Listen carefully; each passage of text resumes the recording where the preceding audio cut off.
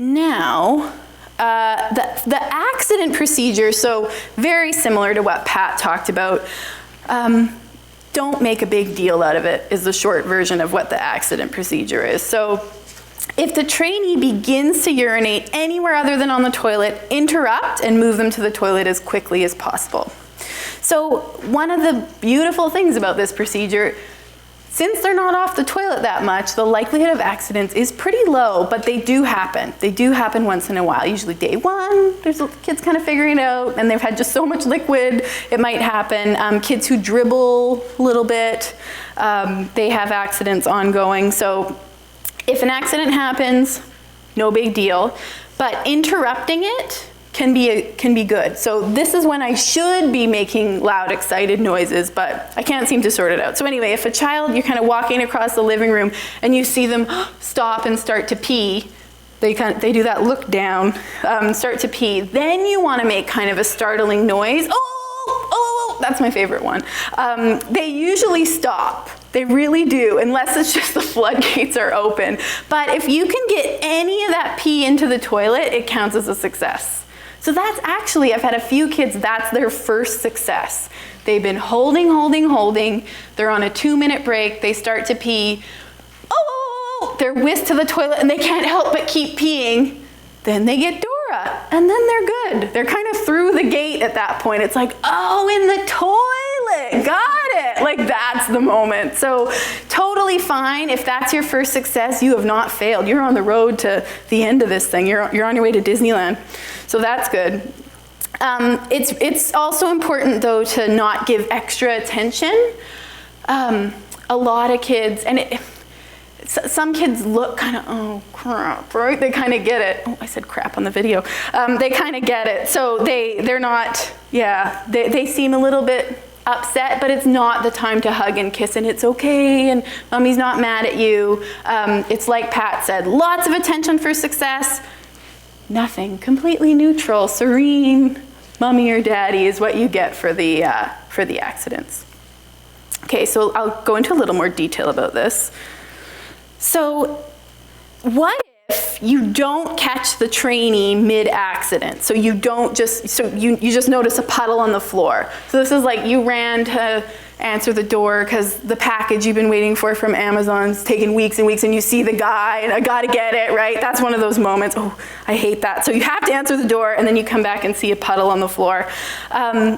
Same thing, don't draw attention in any way. Just move the trainee to the toilet and just immediately start your next sitting. So they were probably on a break. Maybe they just had a success in the toilet or they were on a break because it was that 2-minute break. If you notice just a puddle or they look like they need to pee, just clean them up if you need to, but start the next sitting right away. So does that make sense?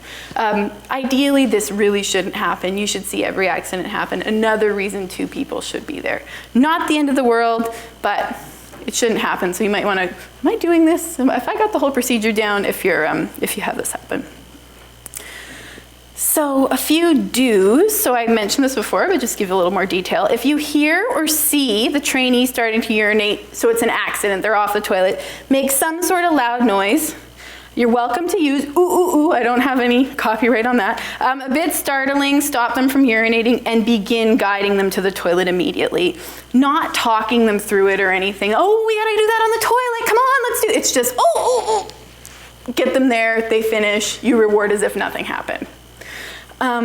If the trainee continues urinating on the toilet, like I said, act as if the accident didn't happen. The reward, the praise, the break all happen as if the accident never happened. So don'ts, just as you don't kind of coddle them, so extra comforts or attention don't happen, don't scold. No need to scold, none of that, you don't get your Dora now, no more iPad time for you. They really don't get it, again. So explaining it in that way isn't gonna get you anywhere. I mean, some people could get that, but it's the wrong place to put the attention is really the point, right? The attention should come when they're successful and doing well. So just neutral as you can possibly be, move them back to the toilet. All right, so the next part is kind of complicated land more so. So this might be a good moment to take a few questions about the procedure.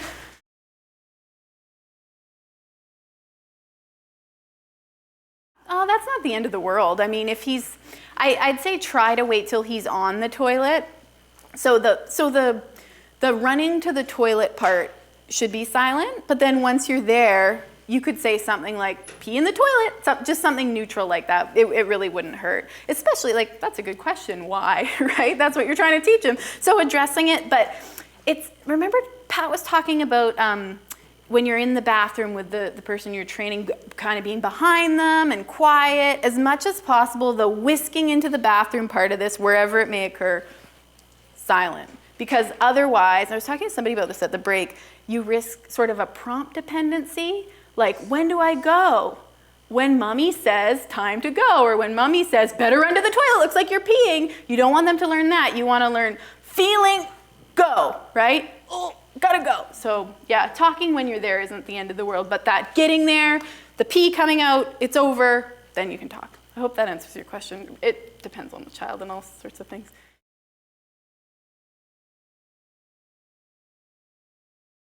Yes, so Deborah, she's just saying we should acknowledge it but move on and keep it as low, so you just confirm. Yeah, I mean, I should say too, any advice I'll give you right now is sort of within the context of rapid toilet training, so I realize this sounds like a kind of crazy alien procedure. So within rapid toilet training, it is really important to ignore accidents, but if you're taking a longer approach, it's still very important, but it's not like, the research says you must ignore the accidents is what I'm telling you. But if your son's asking about it, if I knew him, I might say, yeah, that's probably okay, but way more attention for when he's successful.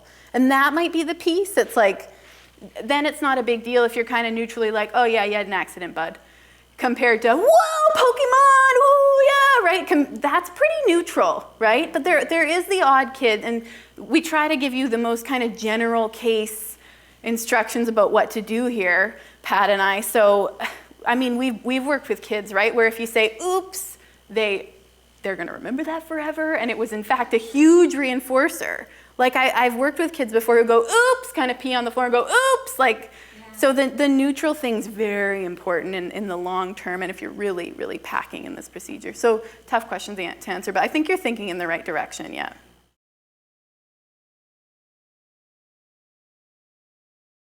Good question. So the question was, is it okay if a child starts having an accident not on the toilet to pick them up and move them to the toilet?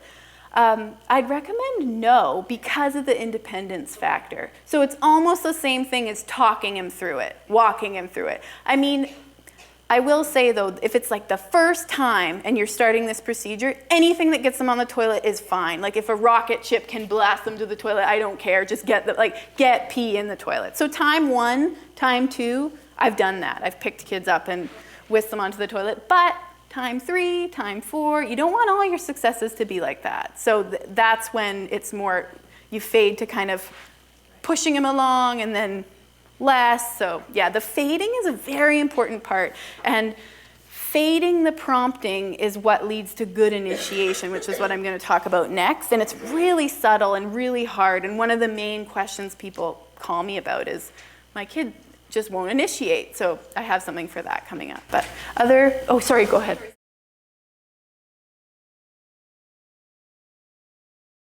So the question was, if the child, when you're doing if it's a child you need to do the pre-rapid toilet training intervention with, so just getting them to sit on the toilet, was if they cry, that sort of thing, what do you do? Yeah, exactly what you thought, Lisa. So I would start with, you sit for 1 minute and you get a really good reward, and then you sit for 2 minutes, and then you sit for 3 minutes, and then we work up to 30. And that, I've only had to do that seldom. Most kids they get to 10 and they're like, all right, whatever. Like, it's no big deal. So yeah, that can be worked on before starting the intervention for sure. I will say there's occasionally crying that I've worked through in the past. Usually kids get over it pretty quickly. Often they get really tired. Like, has anyone thought, what do I do about naps? Like, you just do it all day, right? I mean, they're really, we just blast through. I haven't had a kid yet who really needed a nap. one person fell asleep on the toilet and then we knew. But anyway, it's not, you just go for it. So sometimes kids get tired and maybe a little whiny, but then it's like, this isn't a bad day. They love it. I mean, we hate it, but they love it. So it works out. It works out okay. It really does. There are a few tiers, and yeah, it's pretty exciting.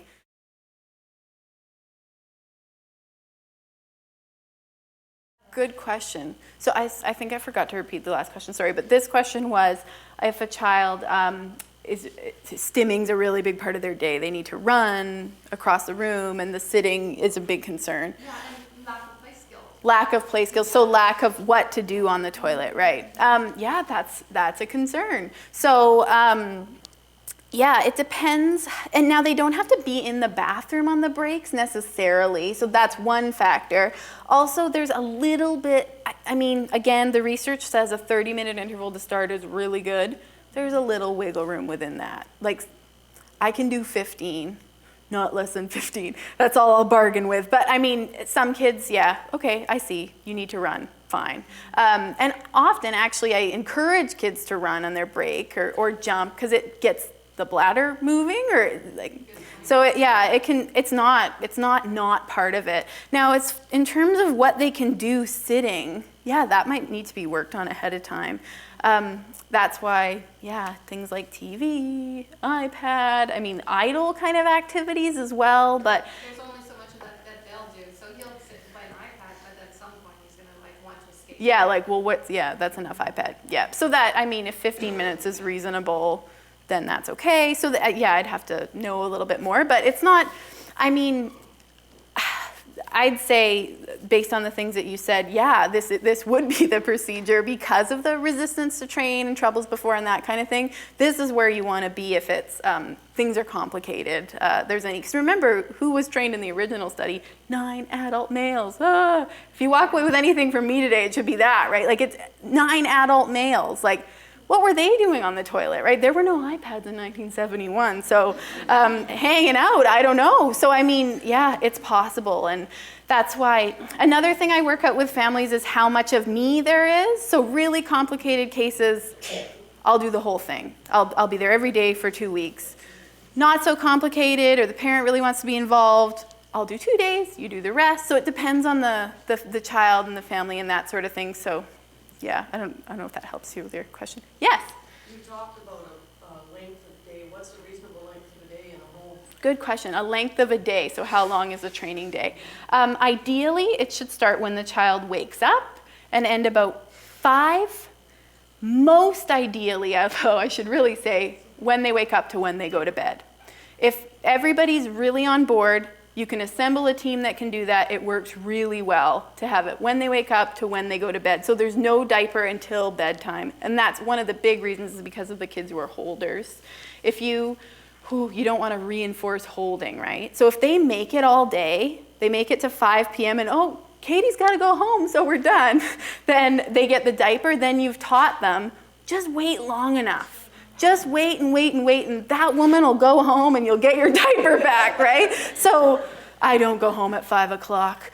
So we make it work as much as we can. So the best situation, I'm there when they wake up, or the parent's ready to go when they wake up. We go till they go to the bed. The parents in my study, so what was reasonable for them, they did 8 hours and it worked great. So I'm talking ideal, real a little bit here, right? Yeah, 8 hours is a must though. Less than 8 hours, don't bother. Do the other approach, right? Where you can take it across multiple days.